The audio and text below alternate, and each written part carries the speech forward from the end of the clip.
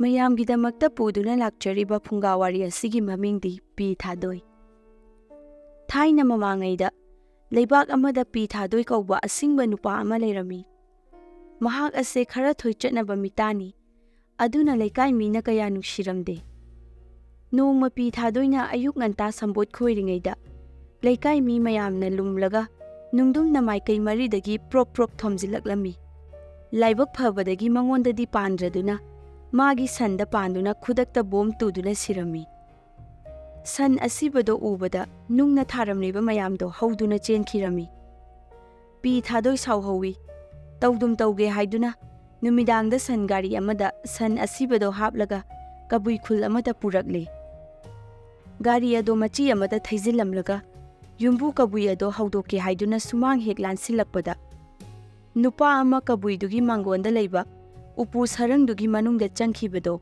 ꯄꯤꯊꯥꯗꯣꯏꯅ ꯎꯍꯧꯔꯝꯃꯤ꯫ ꯑꯁꯤꯡꯕ ꯄꯤꯊꯥꯗꯣꯏꯅ ꯎꯄꯨ ꯃꯅꯨꯡꯗ ꯂꯣꯠꯈ꯭ꯔꯤꯕꯁꯦ ꯀꯕꯨꯏꯒꯤ ꯌꯨꯝꯗ ꯍꯨꯔꯥꯟꯕ ꯆꯪꯒꯦ ꯂꯥꯛꯄ ꯍꯨꯔꯥꯟꯕꯅꯤ ꯍꯥꯏꯕ ꯈꯪꯂꯗꯨꯅ ꯇꯞꯅ ꯆꯪꯂꯒ ꯎꯄꯨ ꯁꯔꯪ ꯑꯗꯨꯒꯤ ꯃꯈꯨꯝꯗꯣ ꯈꯨꯝꯖꯤꯜꯂꯦ, ꯄꯨꯅꯥ ꯄꯥꯟꯁꯤꯜꯂꯝꯃꯤ꯫ ꯑꯗꯨꯗꯒꯤ ꯌꯨꯝꯕꯨ ꯑꯗꯣ ꯍꯧꯗꯣꯔꯛꯏ꯫ "ꯍꯣ ꯏꯄꯥ, ꯍꯣ ꯏꯄꯥ, ꯑꯃꯨꯛꯇ ꯍꯧꯒꯠꯂꯨ, ꯑꯩꯅꯦ ꯄꯤꯊꯥꯗꯣꯏꯅꯦ, ꯂꯧ ꯁꯨꯕ ꯐꯔꯕ ꯁꯟ ꯂꯥꯕ ꯑꯝꯇ ꯌꯣꯟꯒꯦ, ꯍꯌꯦꯡ ꯅꯣꯡꯉꯥꯜꯂꯒ ꯂꯥꯛꯎꯅꯦꯍꯦ."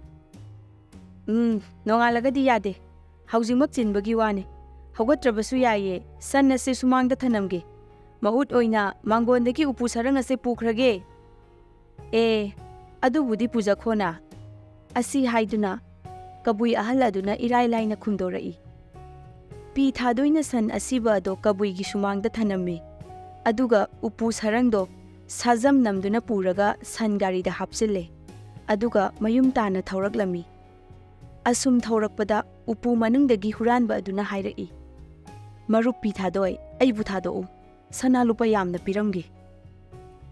ꯋꯥ ꯑꯁꯤ ꯇꯥꯕꯗ ꯄꯤꯊꯥꯗꯣꯏꯅ ꯎꯄꯨ ꯑꯗꯣ ꯍꯥꯡꯗꯣꯛꯂꯦ꯫ ꯍꯨꯔꯥꯟꯕ ꯅꯨꯄꯥ ꯑꯗꯣ ꯊꯣꯔꯛꯂꯦ꯫ ꯃꯈ꯭ꯋꯥꯡꯗ ꯌꯦꯞꯇꯨꯅ ꯄꯨꯔꯝꯕ ꯁꯅꯥ ꯂꯨꯄꯥ ꯈꯥꯎꯖꯥꯎ ꯑꯗꯣ ꯂꯧꯊꯣꯛꯂꯒ ꯄꯤꯊꯥꯗꯣꯏꯗ ꯄꯤꯔꯝꯂꯒ ꯆꯠꯈ꯭ꯔꯦ꯫ ꯁꯅꯥ ꯂꯨꯄꯥ ꯃꯌꯥꯝꯗꯣ ꯄꯨꯔꯗꯨꯅ ꯄꯤꯊꯥꯗꯣꯏ ꯃꯌꯨꯝꯗ ꯑꯃꯨꯛ ꯍꯟꯗꯅ ꯑꯇꯣꯞꯄ ꯃꯐꯝ ꯑꯃꯗ ꯅꯨꯃꯤꯠ 10ꯅꯤ 20ꯅꯤ ꯀꯣꯏꯔꯨꯔꯒ ꯃꯁꯛ ꯐꯖꯈ꯭ꯔꯕꯤ ꯅꯨꯄꯤ ꯑꯃ ꯄꯨꯔꯗꯨꯅ ꯃꯌꯨꯝꯗ ꯍꯜꯂꯛꯈꯤ꯫ ꯄꯤꯊꯥꯗꯣꯏꯕꯨ ꯀꯜꯂꯛꯄ ꯂꯩꯀꯥꯏꯒꯤ ꯃꯤꯁꯤꯡ ꯑꯗꯨꯅ ꯂꯣꯟꯅ ꯉꯥꯡꯅꯩ, "ꯃꯁꯤꯕꯨ ꯀꯔꯤ ꯃꯤꯅꯣꯅꯦ?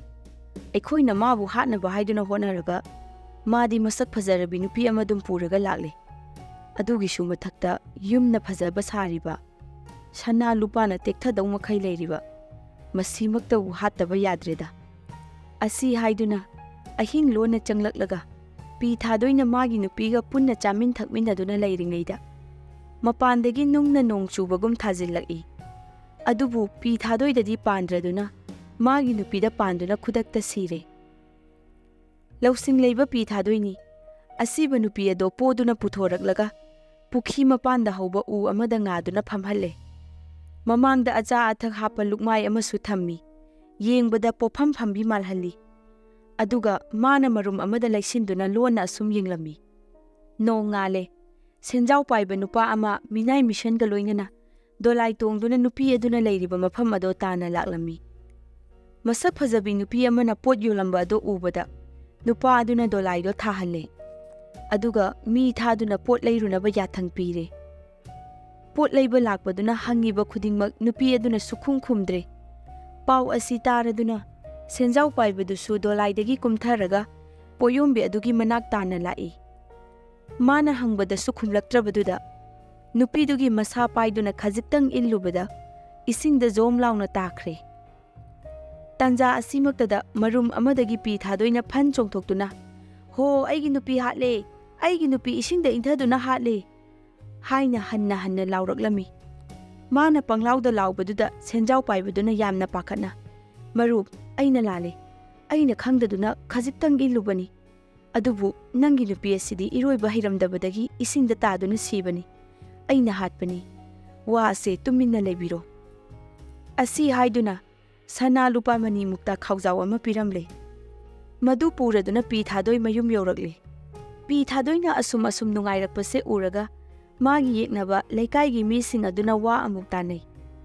मसिगी मीसिना तौरिसिबु करिनो, माबु मांगनबा सिल्ला सिल्लगा माना थोइना हिना इना खुंगलई नुंगाइरई। Handakti soidana hattaba yadre. Asi haiduna numidang athengbada mayumgi thong namkhaiduna changlaga PiThadoi bu namduna phare. Makhong makhut thaurina punsile aduga ngabong khaw amagi manungda hapchilaga sajam namduna purakle. Nongale leikagi mi phattaba singduna PiThadoi yawba ngabong khawdo turenda thadanaba lampak ama phawduna puraklami.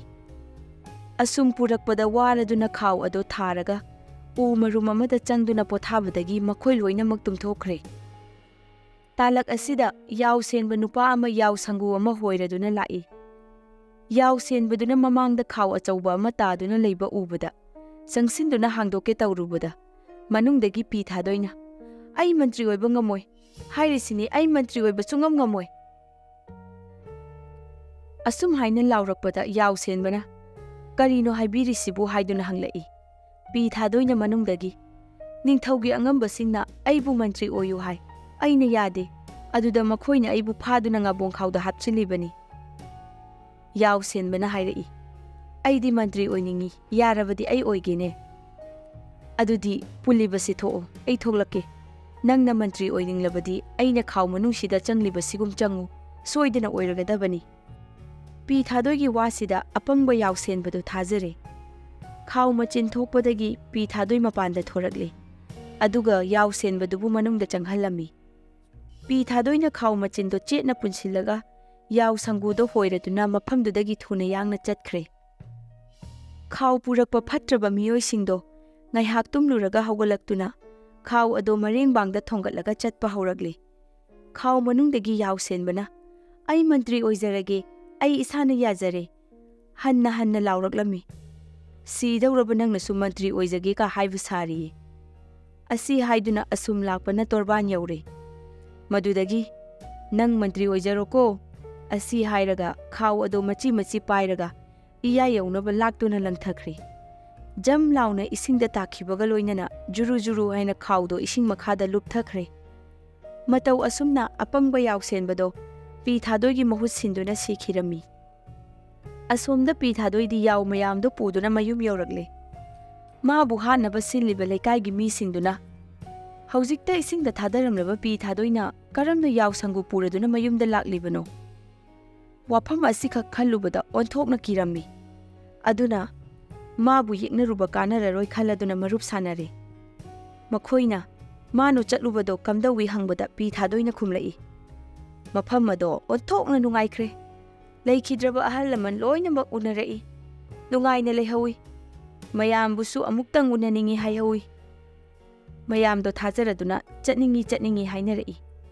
PiThadoina adudi aina chatlubadugum haina chatpiyu.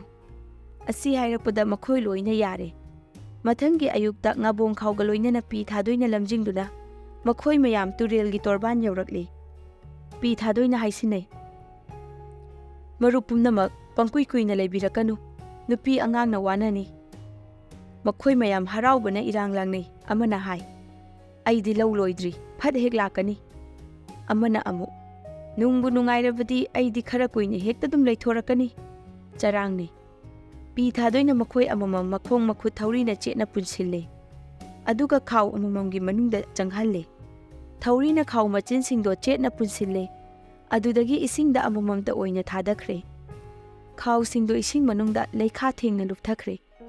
Matau asumna migi mangnaba sinba leikaigi phatraba mi singdo mapapki mahai chakhi.